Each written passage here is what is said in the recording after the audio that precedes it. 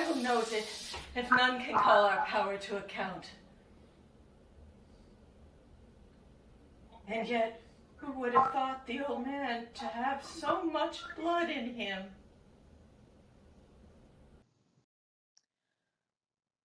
Hello, Ursula Mortimer here, and this is the Real Macbeth. In this class, we're going to take a look at the facts that lay behind Shakespeare's play. And I'm a literary scholar, not a historian, so everything is going to come back and be rooted in the play.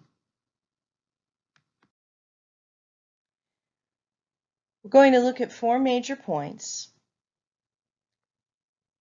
Who was the actual person called Macbeth? What can we verify about him? What sources in the 16th century were available to Shakespeare for writing about Macbeth? What are the changes that Shakespeare made in those sources? And I will give you a preview. There were plenty.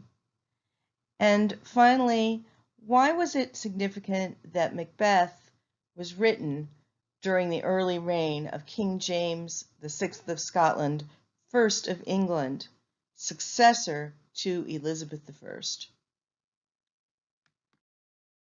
So let's begin with the historical figure. We don't know a whole lot about this person that is verifiable by modern historical standards. He held the title of Mormaer, which is roughly equivalent to an English earl. So he was a high nobleman. He was not some jumped up wannabe. In fact, he was the grandson of a King Malcolm of Scotland. Now, there are several people named Malcolm in this account. This one is the one who lived earliest. Grandfather of Macbeth and also of Duncan, Macbeth's predecessor, and both in the play and in history, his victim. Macbeth did have a wife who was also descended from Scottish royalty. She had a son, Macbeth's stepson, who does not come into Shakespeare's play at all and does not come into the Scottish succession. Finally, the historical King Macbeth reigned over Scotland for 17 years. He wasn't a flash in the pan at all. He had what for those times was a substantial reign. Now, this description comes from one of the 16th century Chronicles. Macbeth was a man of penetrating genius, a high spirit, unbounded ambition, and if he had possessed moderation, was worthy of any command, however great. So in this, we can see the key quality of Shakespeare's character Macbeth, unbounded ambition. And he's praised as having genius and a high spirit, but lacking moderation. So it's easy to see that these qualities inform the play. These are the 2 key sources for Shakespeare's play. Now, when I say sources, he altered some things out of recognition, some things he stuck to closely. Holland's Chronicles, if you've ever gone looking for Shakespeare sources, you will have immediately stubbed your toe on Holland's Chronicles. The Chronicles were published in 2 editions. The 1577 edition is almost all Holinshed's own work. Before the next edition was published, he died, and writings from a number of other historians ended up in the volume as well. Shakespeare made a lot of use of Holinshed for many of his history plays, also for King Lear and Macbeth, referring to early kings of England and of Scotland, respectively.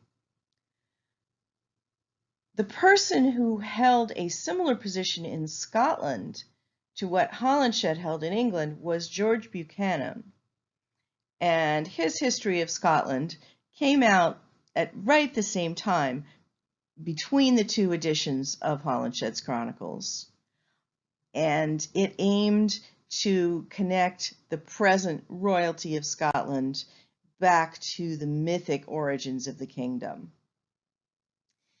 And although I am not a historian, I do know that people in the 16th century and in SCA period generally did not suffer from the 19th century illusion that they could be objective.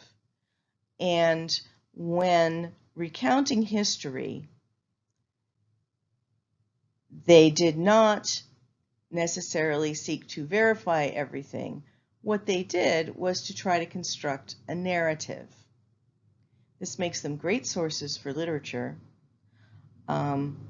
Poor sources if you want to verify what, in our terms, actually happened. That wasn't their top priority, and as the writing of history has come around into the 21st century, once again, we are acknowledging that we really can't be objective. And when we write history, we're making choices about what to include and how to present it. So we're really more like the Elizabethans than we were the Victorians. Going on.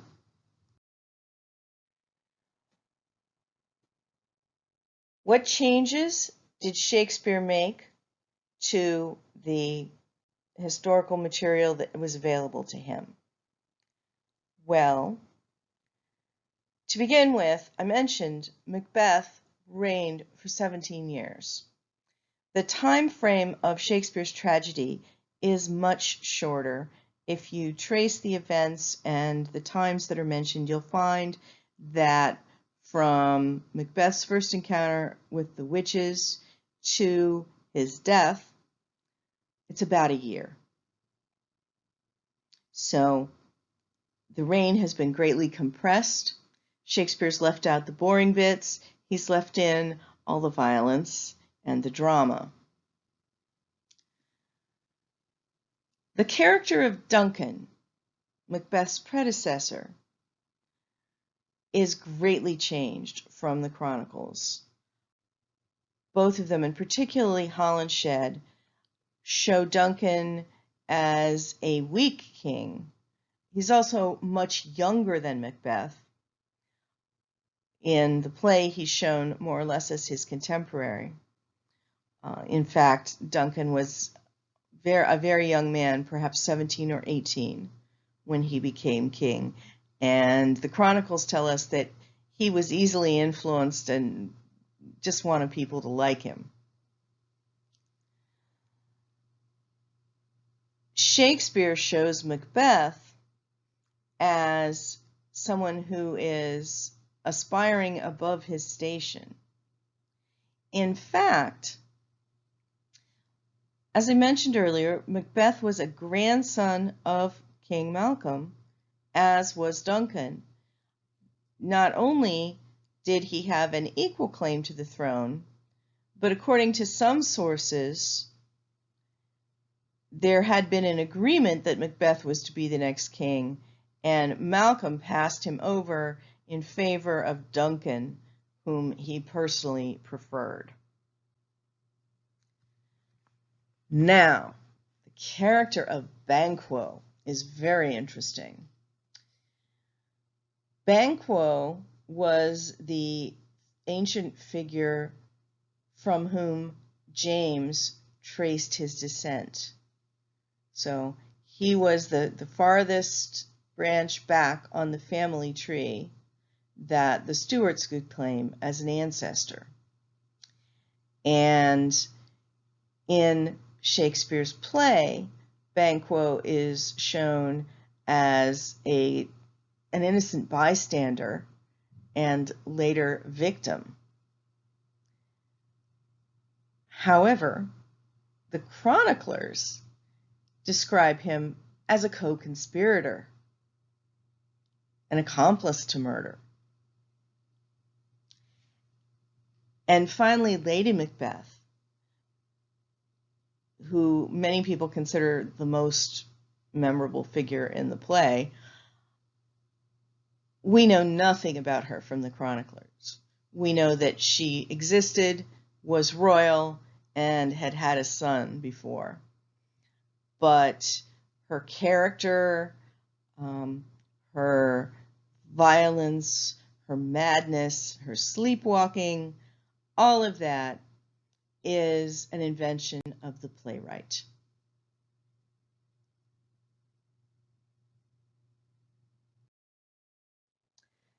Now, Macbeth was written in roughly the first year of James's reign, and there are scholars who believe it was written specifically to be performed in front of James, not in the theater, but at the court in the king's presence.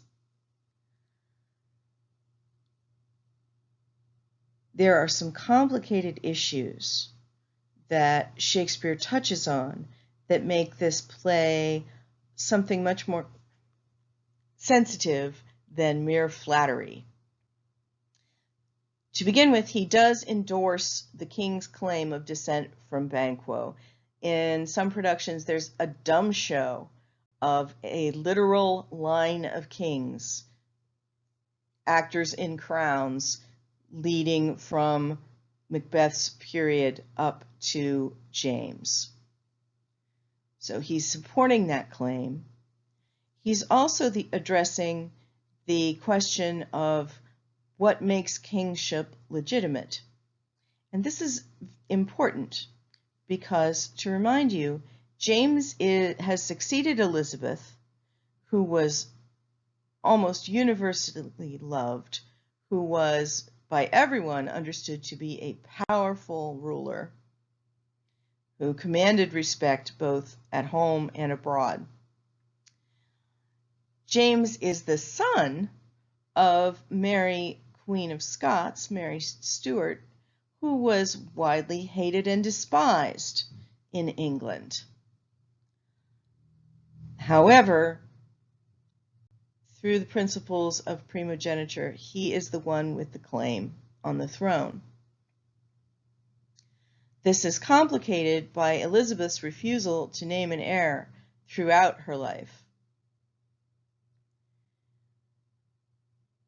and by the previous attacks on James. In the 5 or 6 years before this play appeared, there had been 2 assassination attempts. The first in Scotland, before James became King of England, and the second, the famous gunpowder plot, from which we get Guy Fawkes Day. So here's a king who is descended, yes, through the proper line, but is the son of a notoriously bad ruler that nobody respects and who was executed. And people have tried twice to kill him. And in this context, Shakespeare shows us Duncan, the crowned king, going to Macbeth's house and getting stabbed. So there's something much more than just mere flattery going on here. Now, I specifically want to address King James and witchcraft. There had been anti-witchcraft laws in England for a while. Henry VIII passed such a law, and his law was later repealed, and Elizabeth passed a new law that corrected some of the problems of the old one. these laws specified that it was a crime to use witchcraft to harm people. If you made somebody sick, or you killed them, or you defrauded them by magical means, those were offenses. And they were offenses in the church courts. James made two important changes. He made witchcraft a secular crime, which meant that punishment could be much harsher and include death. And he made the working of magic itself criminal, regardless of the motive or the outcome. So if you sat down to work a charm to save a child from a fever, but it was witchcraft, it's a crime. The intention didn't matter, the results didn't matter. The only thing that mattered was if it was magic. And I'll point out that these laws all assumed that magic was real and people could work it. Later on in England, in the 18th century, pretending to have magical powers became a crime. And those laws were to assume that there was no magic, and so if you said you had it, you were fraud.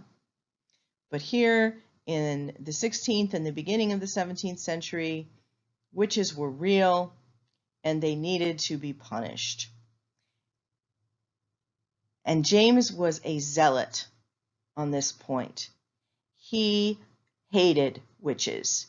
In Scotland, he had prosecuted witches himself for allegedly trying to interfere with his coronation.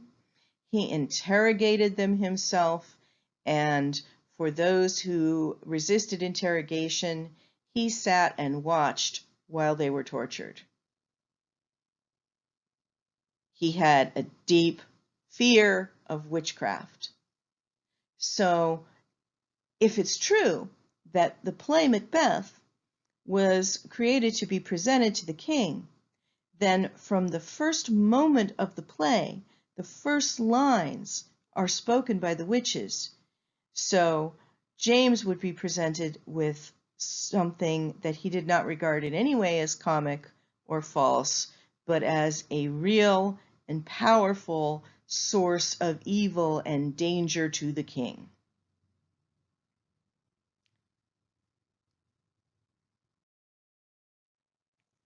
So, what have we discovered about the real Macbeth?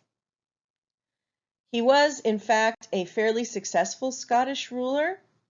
Buchanan's Chronicles says at one point that Macbeth ruled for 10 years like a king and then for 7 years like a tyrant. But he did have a reasonable claim to Duncan's throne. What did Shakespeare's changes accomplish? They enhanced the drama of the reign. They made it seem as if the reign was all drama. And to some extent, they flattered King James. They did endorse him as a legitimate king and descendant of kings. How does the play address contemporary political concerns? The play is hitting James at some of his most sensitive points, and they would have been concerns for his contemporaries as well. Anxiety about assassination, about legitimacy of kingship, and the possible danger of witchcraft. Now, if all this has made you want to go reread the play, or just look at other Shakespeare texts, I strongly recommend the Folger Library website, which is given here. These are free texts, and they are annotated, they're edited, they're in modern spelling, they're very high quality free texts that you can read online or download. Yeah, you can have every word that Shakespeare published without paying a penny. So, highly recommended. Thank you all so much for your attention. If you have any questions, my email address is mhartzcoutts@gmail.com, or you can also reach me through Pensick University.